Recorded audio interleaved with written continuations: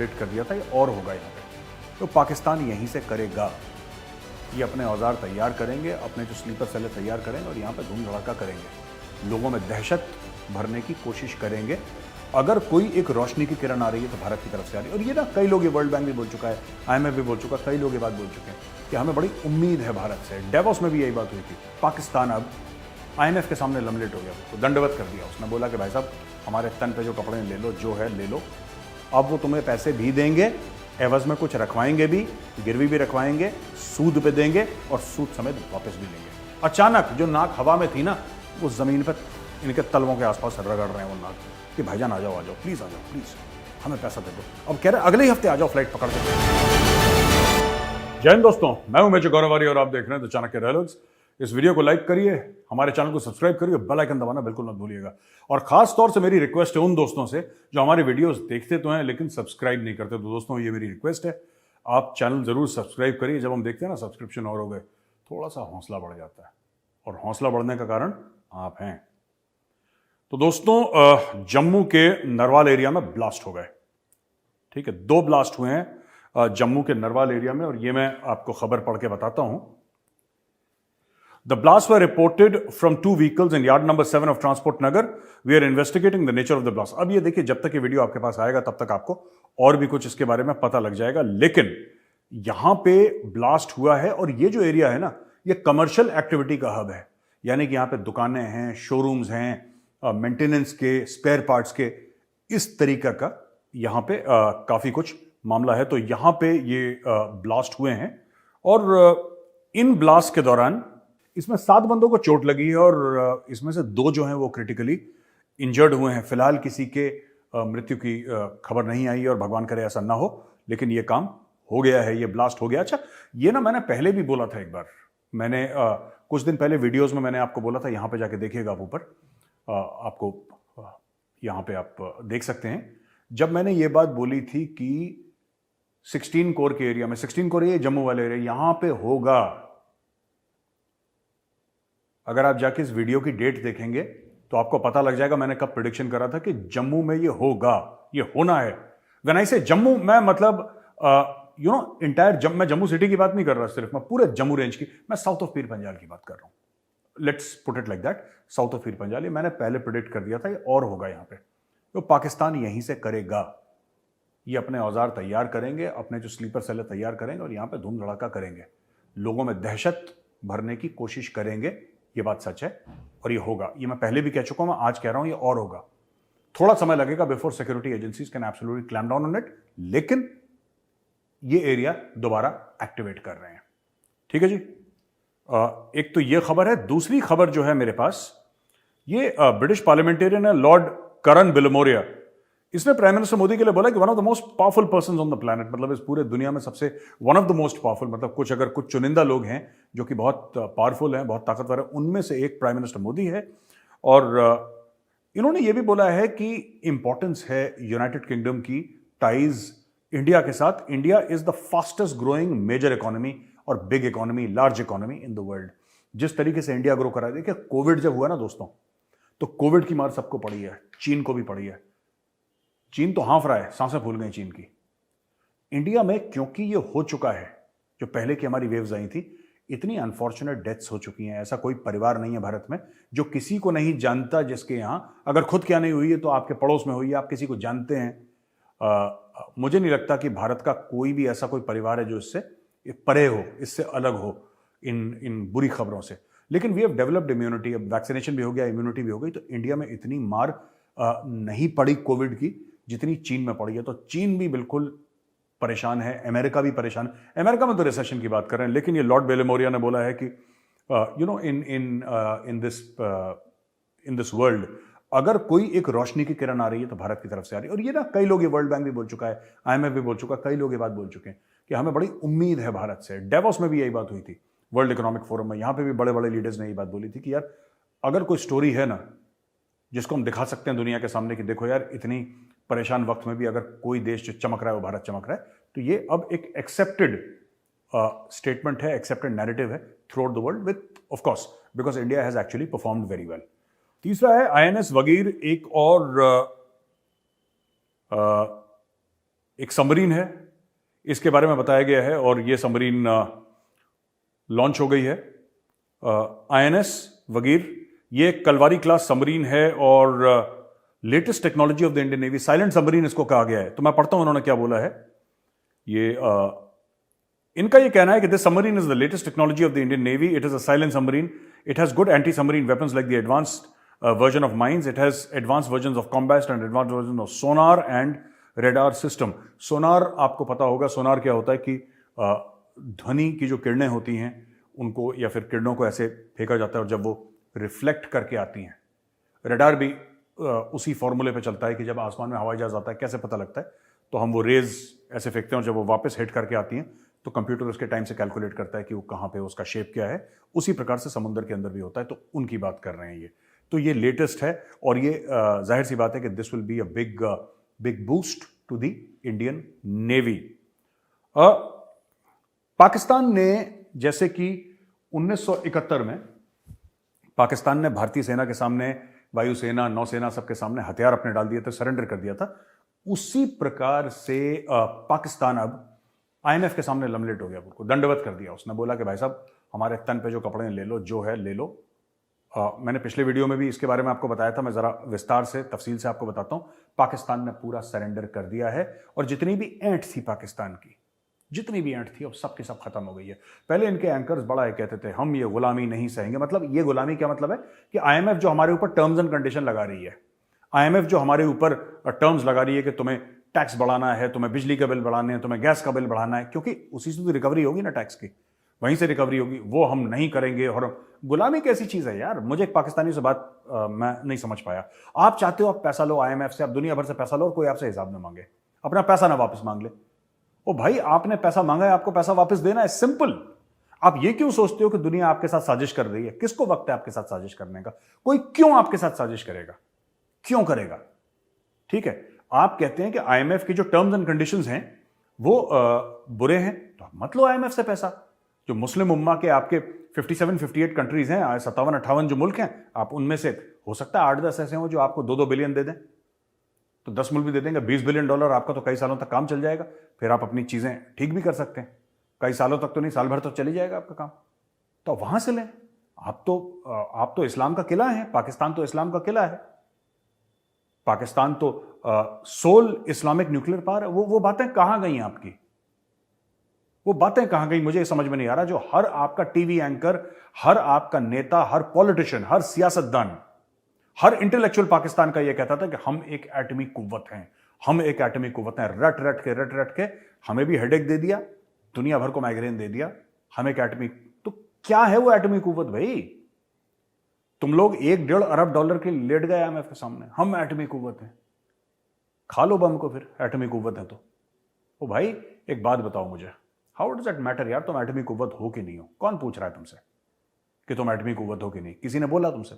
और झूठ, मैं आपको दोस्तों बता रहा हूं, झूठ पाकिस्तान में इतना झूठ फैलाया जाता है लोगों को यह दिखाने के लिए कि तुम कितने इंपॉर्टेंट हो। और ये कोरी झूठी बातें ये अपने मन से बनाते हैं, ये पाकिस्तानी अपने मन से झूठ बनाते हैं। मैं आपको 2-3 एग्जांपल देता हूं। दुनिया हमारे न्यूक्लियर वेपन्स प्रोग्राम के पीछे पड़ी। किसने इनको धमकी दी कि हम ले लेंगे तुमसे? किसने बोला? कोई चिट्ठी होगी, कोई व्हाट्सएप होगा, कोई फोन होगा, कुछ तो होगा, कुछ लॉग्ड होगा ना। किसी ने बोला तुमसे कि हम तुम्हारे वापस ले लेंगे एटॉमिक वेपन?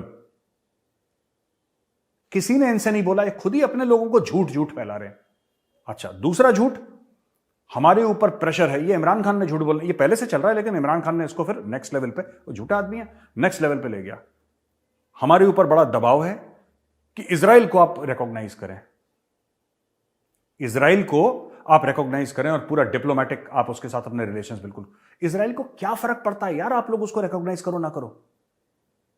इजराइल एक अमीर मुल्क है, it's a first world country. दुनिया में सबसे ज्यादा PhDs और सबसे ज्यादा रिसर्च वहां पे होती है, मैक्सिमम PhDs वहां से निकल रहे हैं। Israel is a democracy, it's a vibrant democracy. Israel क्यों चाहेगा कि आपके पास है क्या? मुझे ये बात समझ, ये पाकिस्तानियों का ये जो एक कॉन्फिडेंस है ना, ये मुझे नहीं समझ में आता है, क्या फूंकते हैं जिससे इतना कॉन्फिडेंस आता है। इजराइल चाहता है कि हम उसको इजराइल कुछ नहीं चाहता आपसे यार। इजराइल, कभी किसी इजराइल वाले से आपके नाम सुना कि उन्होंने पाकिस्तान का नाम लिया हो? यार उनके अपने मसले हैं।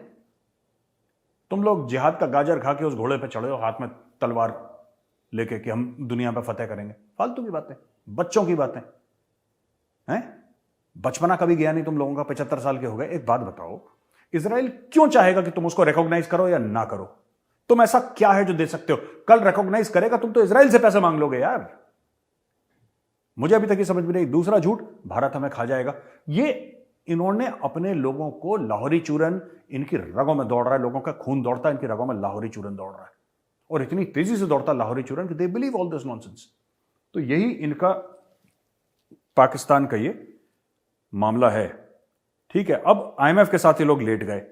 इनका कहना है कि हम पूरा जो भी आईएमएफ बोलेगा हम वो करेंगे, जैसा आईएमएफ बोलेगा हम वैसा करेंगे। आईएमएफ की जितनी भी शराइत हैं, जितनी भी कंडीशंस हैं, हम सबकी सब मानेंगे। ठीक है, अब इन्होंने एक ईमेल लिख दिया आईएमएफ को कि बॉस ज्यादा देर मत करो, अब हमने तुम्हारी बात मान ली, अब तुम अगले हफ्ते यहां पे आ जाओ और हमें पैसे दे दो। तुम्हें जिस कागज पे साइन करवाना है, अब ये देखना उल्टा सीधा साइन करेंगे ये लोग, क्योंकि प्रेशर में कर रहे हैं। जब इनके ऊपर प्रेशर नहीं था तब इन्होंने आईएमएफ को क्या बोला मैं बता रहा हूं, टिपिकल लाहौरी चूरन, टिपिकल लाहौरी चूरन। जब इनके ऊपर प्रेशर नहीं था, इन लोगों वाला तो बादशाह सलामत है, कौन सा आईएमएफ, निकालो वाले को, हमें बात नहीं करनी इनसे। 2-2 टके के आईएमएफ के लोग, इनसे कौन बात करेगा, हटाओ। ये पाकिस्तानी एटीट्यूड था। अब पैसे खत्म हो गए, अचानक जो नाक हवा में थी ना, वो जमीन पर इनके तलवों के आसपास रगड़ रहे हैं वो नाक कि भाईजान आ जाओ, प्लीज आ जाओ, प्लीज हमें पैसा दे दो। अब कह रहे हैं अगले ही हफ्ते आ जाओ फ्लाइट पकड़ के। वो लोग वहां से सरप्राइज ना, वो कह रहे हैं यार सबके मीटिंग्स होती हैं, कमिटमेंट्स होते हैं, ये कह रहे हैं अगले हफ्ते आ जाओ। अब ये 48 घंटे पहले चौधरी बन रहे थे पाकिस्तानी, अब ये रो रहे हैं। क्यों? वर्ल्ड बैंक ने इनको मना कर दिया पैसा, और सऊदी अरेबिया ने पब्लिकली स्नब करा, पाकिस्तान को भी करा और इजिप्ट को भी करा। ये भी हमने पहले वाले वीडियो में हमने आपको बताया था। तो दोस्तों ये मैंने पहले भी कवर करा था कि जब डावोस में जो सऊदी अरब का जो एक बड़ा सीनियर मिनिस्टर था, I think he is also related to the royal family, उनका नाम नहीं याद आ रहा मुझे, उन्होंने ये बात बोली थी कि यार वो दिन चले गए, देखो वो दिन बीत गए जब आप लोग ना ऐसे चौधरी बन के हमसे बोलते रहे कि लाओ जी पैसे लाओ, और हम आपको पैसे देते 1-2 अरब ऐसे ही ले लो। अब ये नहीं होगा। हम अपने बंदों पे, अपने सिटीजन्स पे, सऊदी कह रहा है कि हम टैक्स लगा रहे हैं, और वो हमारे सिटीजन्स के टैक्स का पैसा है जो हम तुम लोगों को दे रहे हैं, और तुम अपने सिटीजन्स को टैक्स नहीं लगा रहे। तुम्हारे जो गरीब हैं या जो मिडिल क्लास हैं, जो नौकरी पेशा बंदा है जिसका तो टीडीएस ही कट जाता है ना, टैक्स डिडक्टेड सोर्स, उनका इनकम पहले से हो जाती है, वही तुम कलेक्ट कर रहे हो। जो तुम्हारे बड़े बड़े खानदान है वो तो 1 रुपया टैक्स नहीं देते, वो मजे मार रहे हैं। तो अब, और ये लोग आपस में बात भी करते हैं। ये पाकिस्तानियों को लगता है ना कि हमने आईएमएफ को एक झूठ बोला, फिर हमने वर्ल्ड बैंक को झूठ बोला, फिर अमेरिका को बोला, फिर सऊदी को बोला, हम तो इतने चंट हैं, देखो हमें कोई नहीं पकड़ पाएगा। ये पाकिस्तान का गेम प्लान, हम तो इतने चंट हैं भाई, हमें कोई नहीं पकड़ पाएगा। इनको ये नहीं पता कि सिर्फ तुम सुरते नहीं हो। ये लोग आपस में बात करते हैं। वो कह रहा हेलो माइकल, हाँ आया था क्या पाकिस्तानी, हाँ बहुत बड़ा कटोरा लेकर आया था, तेरे पास आ रहा है, तू देख लियो उसको। कह रहा हाँ जी ठीक है मैं देख लूंगा। ऐसे ही इनके बीच में टाइप होता है। समझ रहे मेरी बात? सारे के सारे मुल्क आपस में बात करते हैं, सारे के सारे मुल्क। इनको पता है तुमने कहां से कितना पैसा लिया है। अब वो तुम्हें पैसे भी देंगे, एवज में कुछ रखवाएंगे भी, गिरवी भी रखवाएंगे, सूद पे देंगे, और सूद समेत वापस भी लेंगे। क्योंकि वो तुम्हारे दिन फ्री लंच वाले ना, कि यार साढ़े मुसलमान दोस्त हैं। अब वो तुम सिर्फ इतना ही कर सकते हो कि तुर्की से बोलो कि यार जरा 3 बार जोर से कश्मीर बोल देना, बस। मैं तो कह रहा हूं जब निकाह होगा पाकिस्तान में, जब निकाह होगा, जब शादी होगी पाकिस्तान में, तो दूल्हा दुल्हन आपस में कबूल है कबूल है कबूल है मत बोलना, ठीक है? कबूल है मत बोलो तुम। मैं तुम्हें नया एक लाहौरी चूरन बताता हूं। तुम बोलना कश्मीर है कश्मीर है कश्मीर है, तो लड़की बोलेगी कश्मीर है कश्मीर है कश्मीर है, बस तुम उसी में खुश हो जाना। बस इतना ही हो सकता तुम्हारा, उससे ज्यादा we can not help you. चलो जी, ये खबर मैंने आपको दे दी कि आईएमएफ के सामने पाकिस्तान बिल्कुल लेट गया है, जैसे जनरल जगजीत सिंह अरोड़ा के सामने ए के नियाजी लेटा था 72,000 लोगों को लेके 1971 में 16 दिसंबर। अच्छा, एक और बात है जिससे कि यूक्रेन बड़ा परेशान है यार। जो टैंक्स हैं, ठीक है, ये जर्मन मेड लेपर्ड टैंक्स हैं, ये और भी यूरोपियन कंट्रीज, ये तकरीबन ना 2001 टैंक हैं जो बने बनाए रखे हैं वहां पे, leopard tanks all over Europe, but this is essentially German technology, ठीक है। अब बट जो और मुल्क बना रहे हैं ना, उनको जर्मनी को ओके बोलना है, बिकॉज उनका कुछ ऐसी डील है कि बिना जब तक जर्मनी ओके ना बोले ये दूसरे मुल्कों को टैंक नहीं भेज सकते, किसी को भी नहीं दे। और यहां पे यूक्रेन की बात हो रही है। अब यूक्रेन क्या है कि यूक्रेन के पास पुराने दराने टैंक पड़े हैं, क्योंकि यूक्रेन वगैरह ये सब सोवियत रशिया के पार्ट थे ना, तो पुराने टैंक्स इनके पड़े हुए हैं। अब भैया इनके पुराने टैंक्स पड़े हुए हैं, तो अब ये बात हो गई कि साहब अगर आपके पुराने टैंक्स हैं यहां पे, तो आप T-90 रशियन टैंक से तो लड़ नहीं सकते। जाहिर सी बात है, आप लड़ नहीं सकते। अगर आप T-90 रशियन टैंक से नहीं लड़ सकते, तो आपको इससे बेहतर टैंक चाहिए, और उससे बेहतर टैंक कौन सा है? लेपर्ड। लेपर्ड बनाई है T-90 को मारने के लिए, उसकी टेक्नोलॉजी लेटेस्ट है, जबरदस्त टेक्नोलॉजी है। लेकिन जर्मनी जो है, थोड़ा सा अब जर्मनी के मन में ये आ रहा है यार दे ना दें, दे ना दें, क्योंकि मैं आपको बता रहा हूं, फिर अभी तक जो आप छोटे मोटे हथियार दे रहे हैं वो सब ठीक है, अगर आप लेपर्ड टैंक या एडवांस टेक्नोलॉजी देंगे जो कि अमेरिका दे रहा है, कि अमेरिका पंगे ले सकता है, अमेरिका बहुत दूर है रशिया से, राइट, लेकिन फिर ये डायरेक्ट पंगा लेने वाली बात है रशिया से, डायरेक्ट। एंड रशिया इनडायरेक्टली और डायरेक्टली बोल भी चुका है कि we will take it as an act of aggression, क्योंकि लेपर्ड टैंक्स बड़े खतरनाक और बड़े एडवांस किस्म के टैंक्स हैं, one of the finest tanks in the world, और उनको इस तरीके से करना, then you have a very very serious problem. तो दोस्तों ये बात है, अभी टैंक्स का मामला यहां पे अटका हुआ है। दोस्तों आज की आखिरी खबर यह है कि पंजाब CTD है, काउंटर टेररिज्म डिपार्टमेंट, उसने 5 तहरीक तालिबान पाकिस्तान के जो ऑपरेटिव्स हैं उनको पकड़ लिया है, उनको अरेस्ट कर लिया है, राइट। और एक जो टेररिस्ट है इसमें से, इसका नाम महमूद मूसा है, ये की ऑपरेटिव है ऑफ द तहरीक तालिबान पाकिस्तान, ये CTD का बयान है। और जो बाकी टेररिस्ट पकड़े हैं उनका नाम है अब्दुल हनान, रहमत अली, मुआविया और मोहम्मद अराबी। ये सब कह रहे थे, ये CTD का कहना है, Punjab counter terrorism department Pakistan का जो है उनका ये कहना है कि साहब ये लार्ज स्केल टेरर अटैक जो ये ये प्लान कर रहे थे और हमने इनको पकड़ लिया, कर भी रहे होंगे। हमने बहुत पहले आपको बताया था, हमने आपको बहुत पहले क्या बताया था, हमने ये बताया था कि ये जो TTP वाले हैं और बाकी जो है ना, they will try and attack large cities and they will try and attack Punjab. इनका फोकस पंजाब होगा। ये तो पकड़े गए, अगर ये नहीं पकड़े जाते तो पंजाब में ये अटैक करते। अच्छा हुआ पकड़े गए, ये टेररिस्ट हैं। और क्योंकि पाकिस्तान से हमारी नहीं बनती, इसका मतलब ये नहीं कि वी विश कि मासूम कोई मर जाए, बिल्कुल ऐसा नहीं है, बिल्कुल ऐसा नहीं है। And terrorism of any kind must be condemned, यहां हो वहां हो कहीं पे भी हो। I am absolutely against, 100% against. ये पकड़े गए, लेकिन जैसा मैंने पहले प्रिडिक्ट करा था, ये आज पकड़े गए, लेकिन ऐसे कई सारे होंगे जो घूम रहे होंगे जो नहीं पकड़े जाएंगे। और एंटी टेररिज्म जो होती है ना, उसमें ये एक बहुत बड़ा एक फैक्टर है। आप 100 में से ना 99 रोक लोगे, एक निकल जाएगा, वो ब्लास्ट कर देगा। आप 100 के 100 रोक ही नहीं सकते, क्योंकि इंसान है, इंसान से कभी चूक होती है, इंसान से गलती होती है। You have to be lucky. ये किसी ने कहा था, बहुत मशहूर एक बयान है, मैं आपको सुनाने वाला, बहुत बहुत मशहूर एक बात है। ये जो स्टेटमेंट था कि you have to be lucky every day, they have to be lucky just once. यानी कि आप जो है ना, जो अपने मुल्क को बचा रहे हैं, आपको रोज लकी होना पड़ेगा, रोज के रोज। पर जो आतंकवादी है उसको सिर्फ एक बार लकी होना है। वो 1000 बार अनलकी हो गया, उसमें से 1000वीं एक बार वो अगर लकी हो गया तो आपके 100 बंदे मार देगा। अब this is the nature of anti terrorism operations. तो दोस्तों यहां पे मेरा ये वीडियो खत्म होता है। अब आ जाते हैं हम क्वेश्चन आंसर राउंड पे। दोस्तों पहला क्वेश्चन जो है अल्पन चैटर्जी का है। अल्पन जी नमस्कार। Dear sir, China is being virtually closed and self-isolated. Make sure that no external power can ever influence the common Chinese. However, on the other hand, we in India have thousands of people belonging to a certain political ideology owing their loyalty towards the Communist Party of China. How do you think we can tackle this issue? Chatterjee साहब, बहुत मुश्किल है इस issue को tackle करना। मैं आपको बोलूं कि I don't have any answer for you. मेरे पास ऐसा कोई आंसर नहीं है कि मैं आपको बोलूं ऐसे कर दो, लेकिन I have a few ideas. I don't know if they are good ideas, whether they are workable और नॉट। आपको ना ऐसे लोगों को आइडेंटिफाई करके आइसोलेट करना पड़ेगा, क्योंकि जहां पे आइडियोलॉजी होती है ना, वहां पे पैसा भी होता है। ठीक है, आपको ये ऐसे कानून बनाने पड़ेंगे पार्लियामेंट में, जहां पे आपको प्रूव करना पड़ेगा। आप जैसे JNU में 1-2 प्रोफेसर्स थे, ठीक है, who were in touch with Naxals and all that. But problem ये हो जाती है चैटर्जी साहब कि जब आपके कानून होते हैं ना, आप लोग छूट जाते हैं, बेल पे छूट जाते हैं, उनके सपोर्ट में हजारों लोग सड़क पे आ जाते हैं। सोशल मीडिया का प्रेशर, इसका प्रेशर, उसका प्रेशर, और लेफ्ट का जो इकोसिस्टम है इतना बदमाश। मैं बता रहा हूं आपको, जो लोग कहते हैं ना जिहाद विहाद और इस्लामिक रेडिकलाइजेशन इतनी बड़ी थ्रेट नहीं है। मैं ये नहीं कह रहा कि थ्रेट नहीं है, मैं कह रहा हूं इतनी बड़ी थ्रेट नहीं है। इंडिया को जो अंदर से खा रहे हैं वो एक्चुअली कम्युनिस्ट हैं। They very very dangerous, they very dangerous. क्यों? मैं आपको बताता हूं क्यों। बिकॉज ये आपके बच्चों को खराब कर रहे हैं।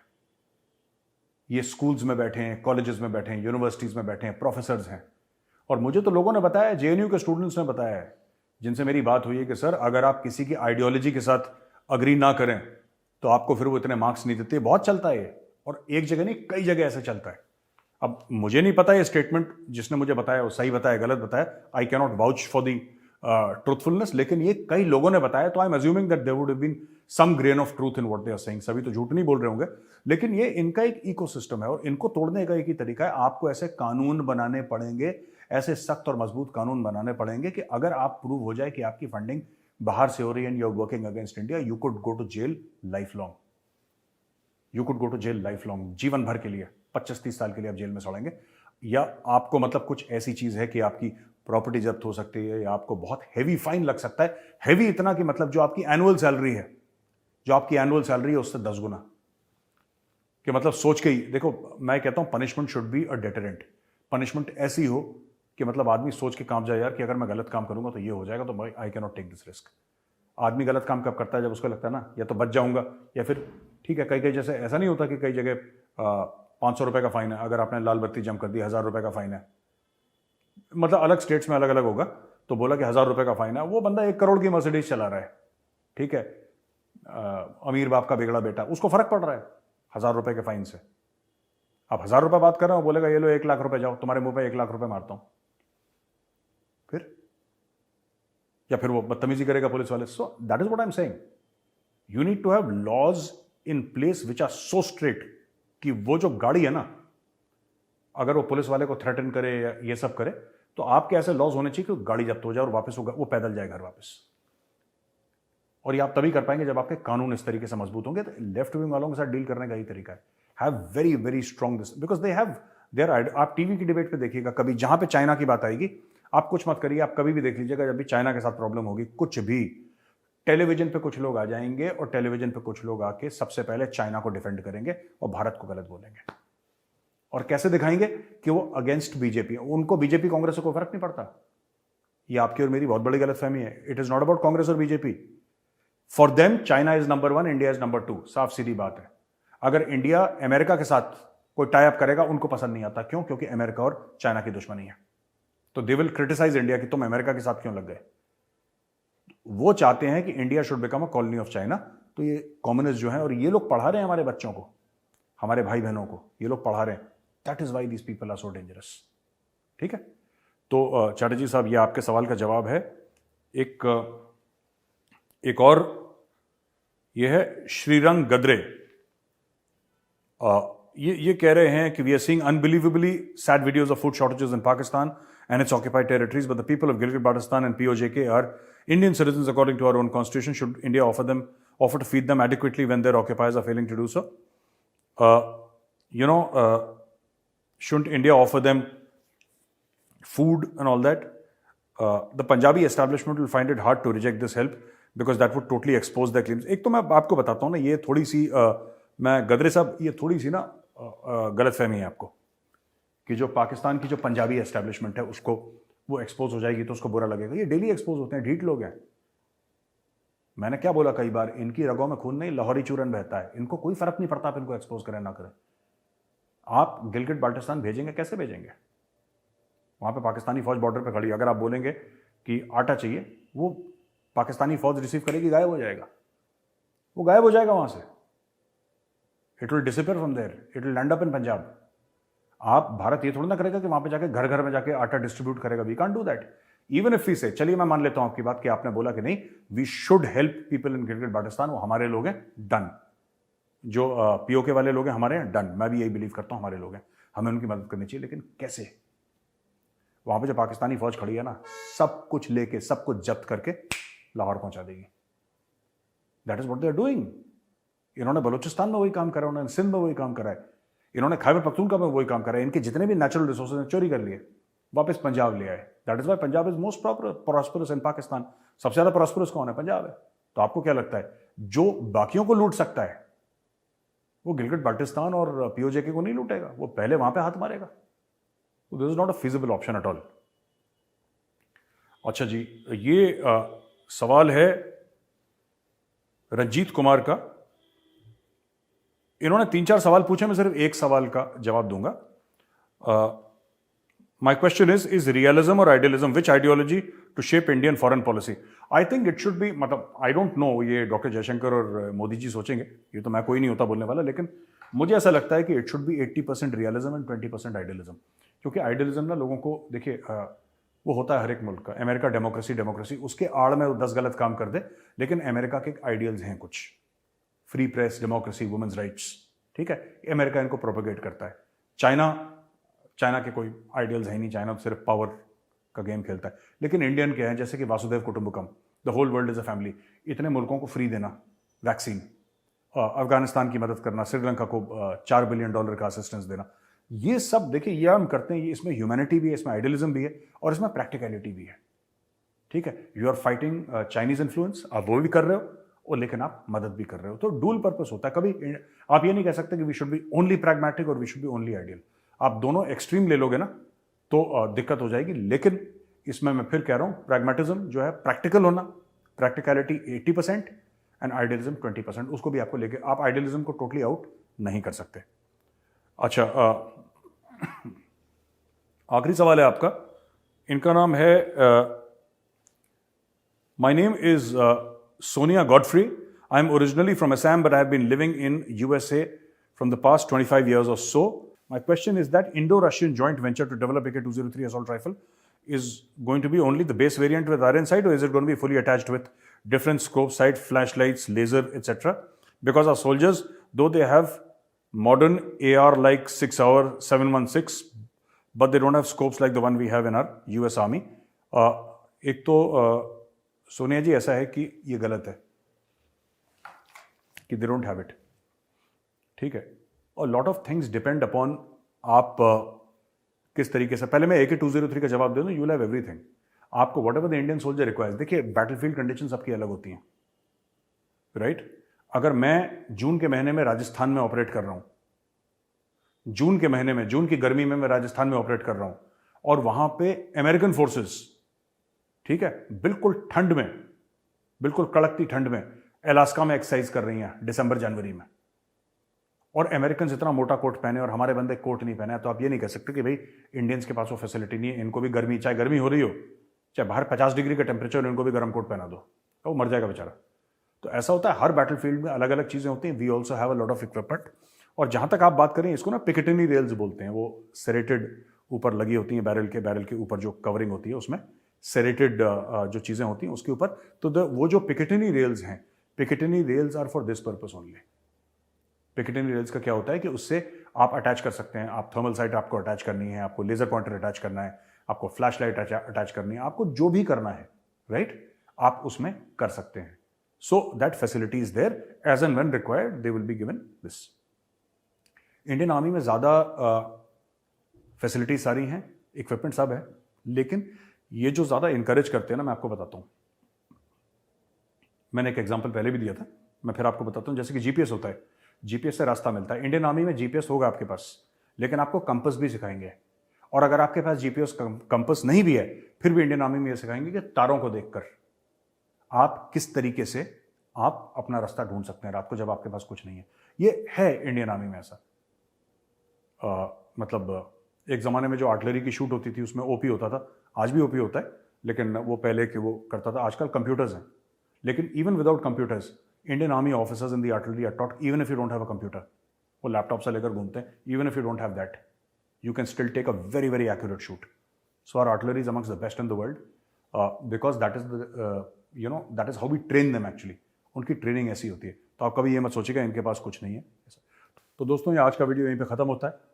मैं आशा करता हूं कि आपको वीडियो पसंद आया होगा। वीडियो पसंद आए तो उसको लाइक करिए, हमारे चैनल को सब्सक्राइब करिए, बेल आइकन दबाना बिल्कुल मत भूलिएगा। और खास तौर से वो लोग जो हमारा वीडियो देखते हैं लेकिन उन्होंने हमारे चैनल को सब्सक्राइब नहीं करा है, और जो हमारा वेबसाइट है चाणक्य फोरम, www.chanakyaforum.com, आप हमारी वेबसाइट पे जाइए, आप हमारे ऐप डाउनलोड कर सकते हैं और हमें फॉलो करिए ट्विटर पे, फेसबुक पे, इंस्टाग्राम पे, लिंक्डइन पे, और you will find articles by the finest minds in India and abroad. आपको इतने शानदार आर्टिकल आपने शायद ही कहीं पढ़े होंगे। अगर आपका इंटरेस्ट डिफेंस में है, वेपन्स में है, और इन सब चीज़ों में अगर आपका इंटरेस्ट है, तो चाणक्य फोरम से बढ़िया आपको शायद कोई प्लेटफॉर्म ना मिले भारत में जो इतने डेप्थ में एनालाइज करके आर्टिकल्स वहाँ पे प्रिंट करता हो। ये वीडियो देखने के लिए फिर आपका धन्यवाद कहूंगा। जय हिंद, वंदे मातरम।